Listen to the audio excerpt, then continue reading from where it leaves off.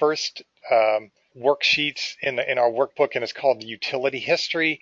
This is where all the data from the pre-assessment comes into a kind of a worksheet format, which allows our assessor to do some more detail and to validate some of that data.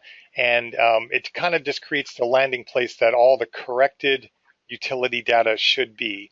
And so I'm going to blow this up a little bit. I know that visually this might be challenging for folks to see, but typically in this area, the client name and the year and the number of occupants and gross square feet, that's going to come in automatically from the previous pre-assessment survey.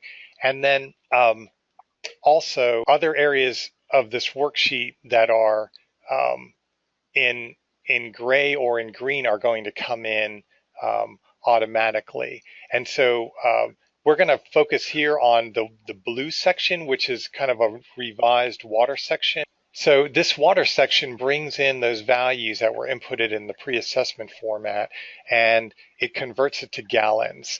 And so up here it says CF units reported, verify the units. If someone didn't click CF or they didn't choose a unit, these things will all say verify, and you'll know you'll have to go back in there and click your units. But we've worked out a scheme that no matter how people put in their units, whether it was in CCF, CF, or gallons, it'll all be converted to gallons in this this worksheet.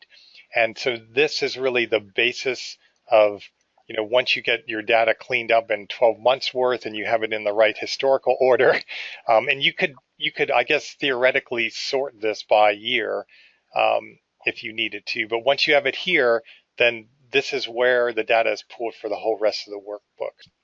The workbook's very busy.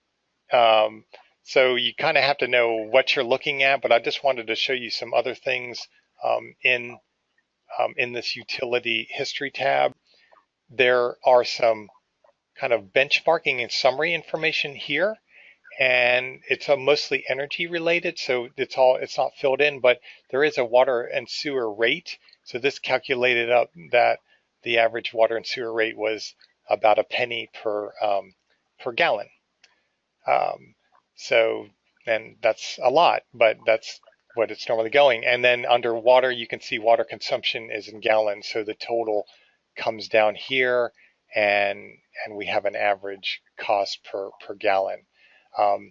There's other things in here, some typical energy usage, and we may be building this out with some water information as with time.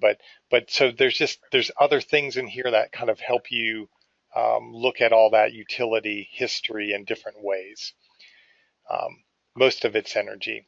So further to the right here, you see a series of graphs, and I want to say that those graphs will show up here as far as a history.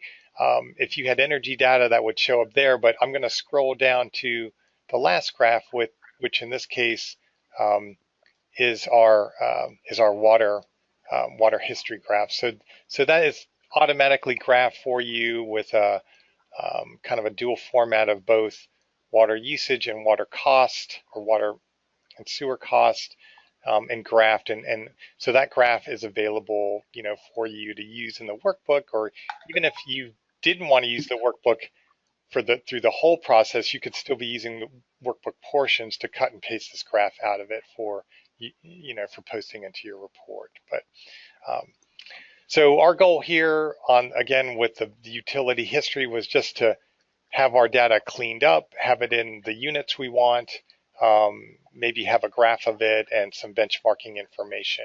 So that's kind of where it all lands, and this is the start of where we pull the data from for the rest of the worksheet.